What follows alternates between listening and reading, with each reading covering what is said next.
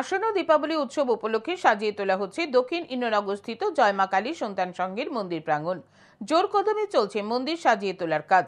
বাৎসরিক উৎসব উপলক্ষে বিশেষভাবে মন্দির সাজিয়ে তোলা হচ্ছে। এই দীপাবলি উৎসবকে কেন্দ্র করে বহু মানুষের সমাগম ঘটে জয় মা কালী সন্তান সংঘের মন্দির প্রাঙ্গণে।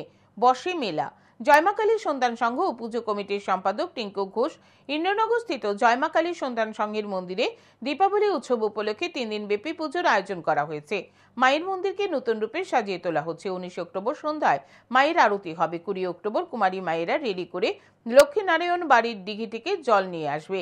সেই জল দিয়ে দুপুরে মাকে স্নান করানো হবে। সন্ধ্যায় আরতি হবে। রাতে দীপাবলির বিশেষ পুজো হবে।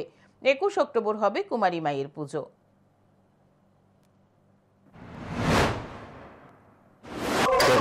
জয় মা কালীর সন্তান সংঘের তরফ থেকে শুভ দীপাবলির অগ্রিম শুভেচ্ছা।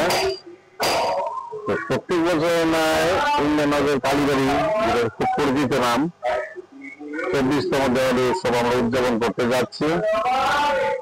তো এই উৎসবকে কেন্দ্র করে পাশাপাশি যে ক্লাবগুলির মধ্যে উৎসাহ উদ্দীপনা আমরা লক্ষ্য করি, সেটাকে পাথেয় করে আমরা 3 দিন ব্যাপী এই অনুষ্ঠানটা করে থাকি।